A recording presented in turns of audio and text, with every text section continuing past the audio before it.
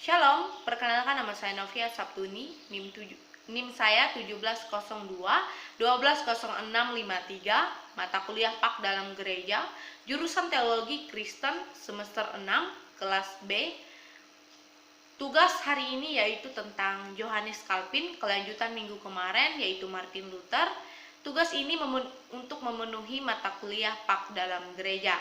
Baik, kita langsung dalam memasuki poin yang A, yaitu riwayat hidup Johannes Calvin. Johannes Calvin lahir pada tanggal 10 Juli 1509 di Noyon, sebuah desa di sebelah utara kota Prancis. Ayahnya bernama Gerard Calvin dan ibunya bernama Jeanne Lefart, seorang putri pemilik rumah penginapan yang lebih kaya ketimbang dari keadaan keuangan Gerard. Tetapi dari segi sosial, Gerard lebih tinggi statusnya. Dari pernikahan itu lahir 4 orang putra dan 2 orang putri. Keluarga Calvin memiliki hubungan yang erat dengan keluarga bangsawan Noyon.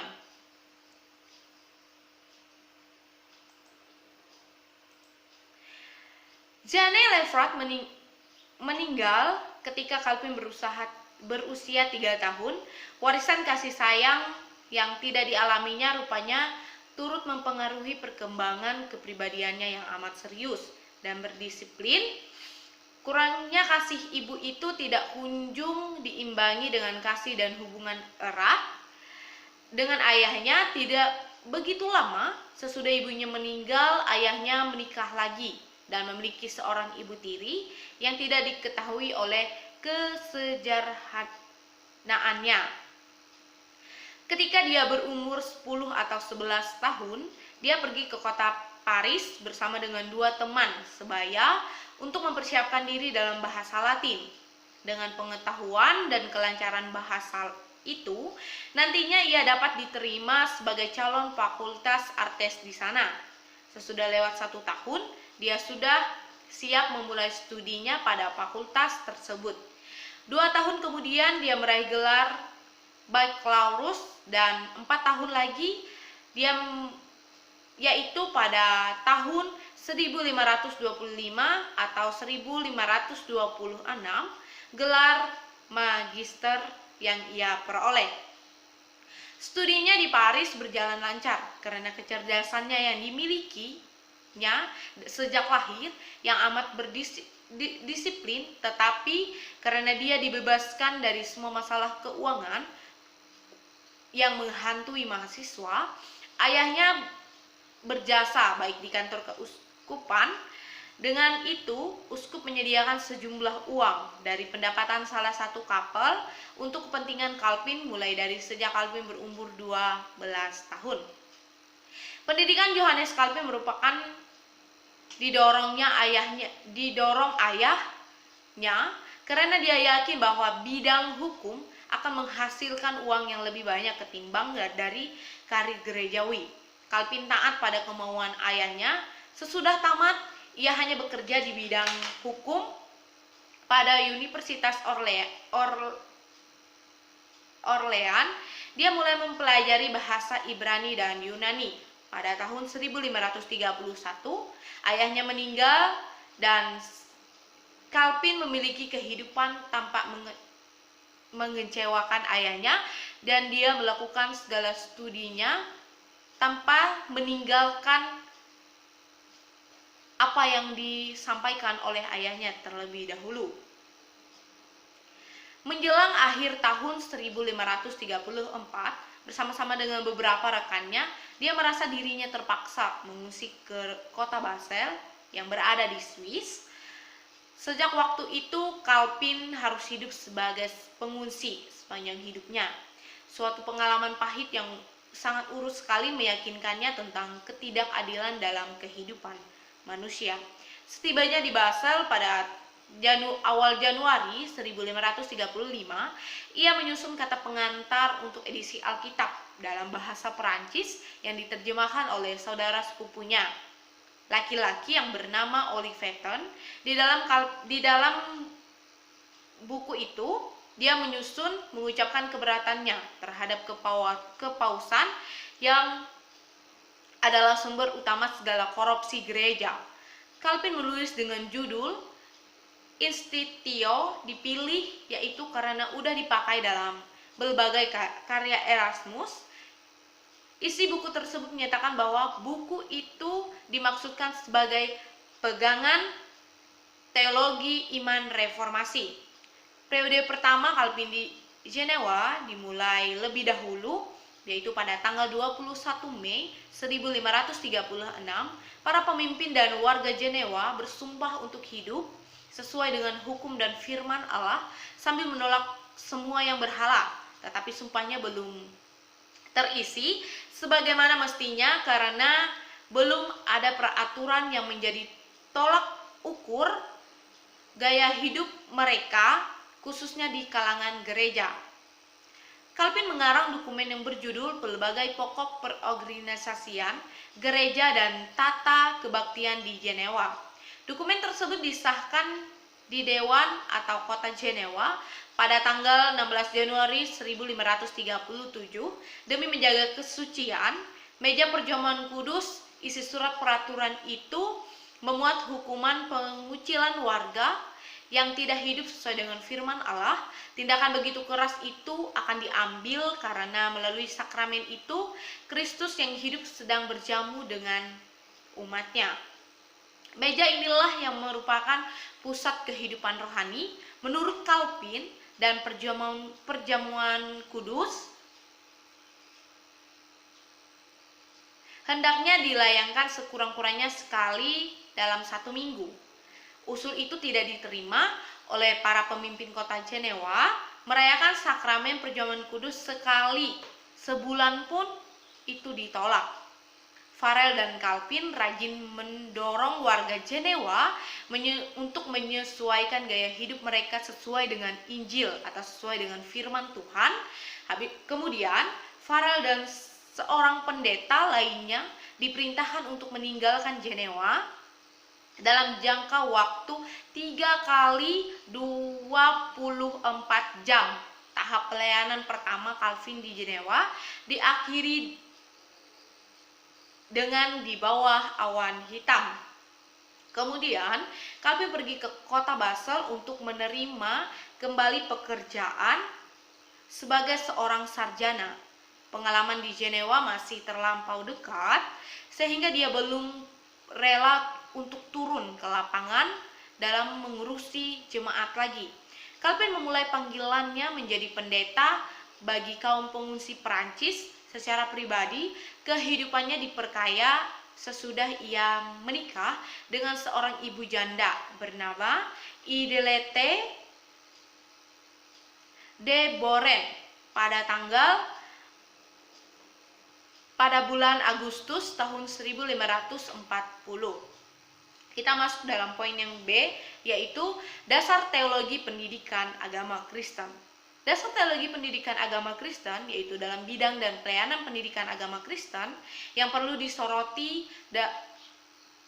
oleh teologi, akan kita bahas dalam 5 pokok, yaitu kedaulatan Allah, Alkitab sebagai firman Allah, manusia, gereja dan peranan negara, dan dalam rencana Allah.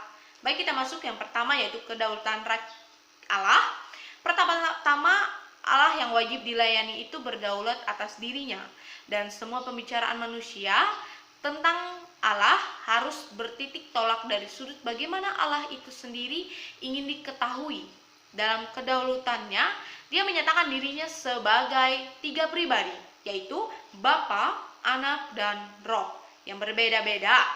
Allah ini dinyatakan dalam sebuah Alkitab juga sebagai Allah yang berdaulat atas dunia, atas keseluruhan dunia, seluruh isi yang berada di dunia ini.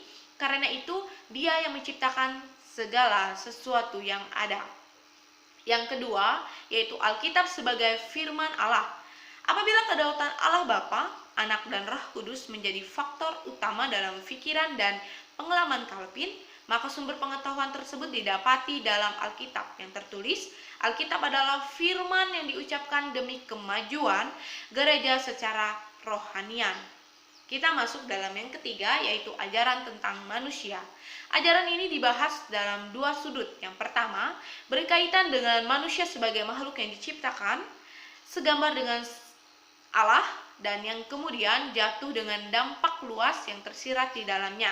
Dengan sudut yang kedua, kita diberitahukan tentang Yesus Kristus sebagai manusia sejati yang memenuhi dalam dirinya, yaitu rencana Allah untuk manusia. Untuk meyakinkan manusia atas keadaan yang sebenarnya, Allah menyediakan hukum Tauratnya yang triguna. Pertama-tama, hukum itu berfungsi sebagai cermin.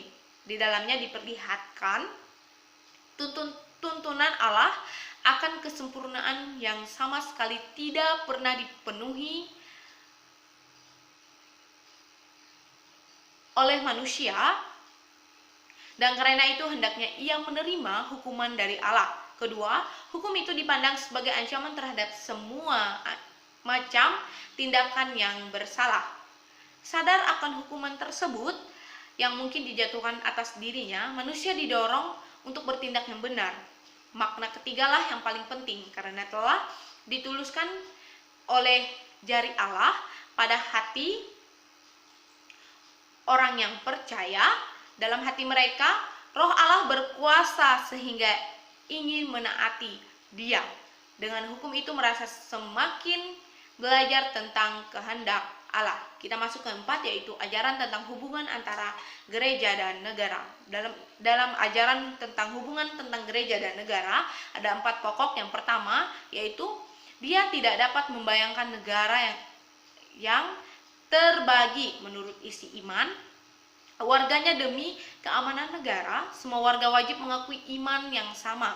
Untuk siapa saja yang tidak setuju demikian, hendaknya ia diberi 3 pilihan: mengubah pendapat, mengungsi, atau ditangkap. Yang kedua, setiap perintah yang dikenalkan dari dekat terdiri dari warga yang menganggap bahwa diri pengikut Kristus. Kalau begitu, sebagian kewajiban sebagai pengikut Kristus itu dipenuhi dengan melalui suatu pemerintahan negara. Yang ketiga, sungguh pun demikian, para pemimpin negara adalah manusia yang berdosa juga. Kadang-kadang keberadaan dosa dalam pemerintahan itu sangat memerlukan usaha dari warga Kristen lainnya yang melayani perintah itu untuk menentang haluan kebijaksanaan pemerintah, bahkan perbuatannya. Yang keempat, meskipun hubungan antar gereja dan negara itu amat erat, kita tahu kan bahwa hubungan gereja dan negara itu sangat erat sekali. Namun, para pelayan wajib untuk menentukan isi firman yang diproklamasikan dan siapa yang boleh menerima sakramen. Kita masuk dalam poin yang C, yaitu pendidikan agama Kristen dan asas-asas dalam dan pelaksanaannya. Yang pertama yaitu, apa itu pendidikan Kristen? Kita harus mengetahui apa itu pendidikan Kristen. Menurut Calvin, pendidikan agama Kristen itu dapat kita rumuskan yaitu dalam pendidikan agama Kristen adalah pemupukan akal orang yang percaya dan anak-anak mereka dengan firman Allah di bawah bimbingan Roh Kudus melalui sejumlah pengalaman belajar yang dilaksanakan oleh gereja. Yang kedua yaitu tujuan pendidikan agama Kristen. Tujuan pendidikan agama Kristen ialah untuk mendidik semua putra-putri dari sang ibu gereja agar mereka dilibatkan dalam penelaah Alkitab secara cerdas sebagaimana dibimbing oleh Roh Kudus, yaitu diajar untuk mengambil bagian dalam kebaktian serta mencari keesaan gereja yang diperlengkapi memiliki cara-cara mengejawantakan pengabdian diri kepada Allah Bapa Yesus Kristus. Yang ketiga, para pelajar. Menurut Calvin, terdapat 4 golongan para pelajar dalam pendidikan agama Kristen. Pertama-tama, Ia menyebut anak didik tetapi identitasnya tidak begitu jelas karena dia tidak menggolongkan orang-orang menurut umur. Juga belum nampak sejauh mana memanfaatkan garis pemisah tajam antara anak-anak dan kaum muda. Yang keempat, siapakah pengajar pendidikan agama Kristen? Siapakah pengajar pendidikan agama Kristen?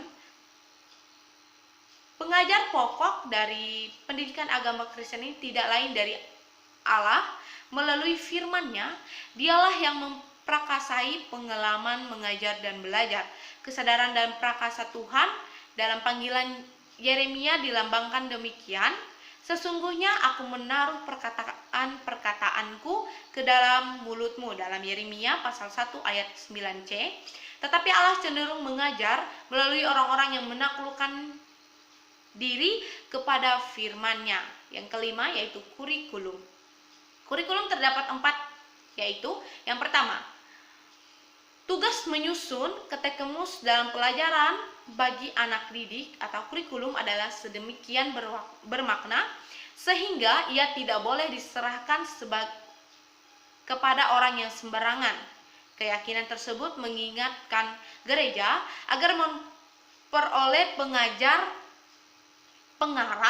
yang paling baik kemampuannya dari segi teologi, gereja dan keterampilan mengarang maupun dari segi pengertian diri pada pelajar dan cara mereka untuk belajar. Yang kedua yaitu bahan studi bagi anak didik perlu disesuaikan dengan kemampuan anak didik tanpa mengorbankan mutu teologis isinya. Yang ketiga, pendekatan mengajar sama pentingnya sama pelayanan menyusun isi kurikulum itu. Pengalaman mengajar, katekismus yang dilaksanakan seorang pelayanan gereja amat serius sifatnya, baik dari segi pelayanan isinya berisi tentang hal-hal abadi maupun dari segi para pelajar karena mereka akan diuji di depan jemaat nanti. Yang keempat yaitu buku katekismus itu hendak memupuk hubungan ekumenis di antara gereja-gereja yang terpisah. Kita masuk dalam poin yang terakhir yaitu D. Akademik Jenewa. Sejak Calvin kembali ke Jenewa pada tahun 1541, dia amat sangat rajin dalam usahanya mempengaruhi gereja dan masyarakat sesuai dengan asas-asas Alkitabiah. Lebih terarah lagi, dia bermaksud untuk mendorong gereja dan kota Praja Jenewa untuk mendirikan suatu akademi bermutu yang mencakup taraf pendidikan menengah dan perguruan tinggi. Setiap sekolah tersebut harus diawasi oleh seorang pendeta, maka mendirikan akademi itu diperlancar pula oleh pendatangan perdamaian antara dua negara, kota Swiss, Jenewa dan Bern. Akademi itu adalah mahkota pekerjaan Calvin di Jenewa. Ia merupakan langkah terakhir menuju perwujudan cita-cita dalam suatu permakmuran Kristen. Sekian yang dapat saya presentasikan. Kalau ada kata-kata yang kurang dan banyak sekali mungkin kekurangannya, saya minta maaf. Saya ucapkan terima kasih dan shalom.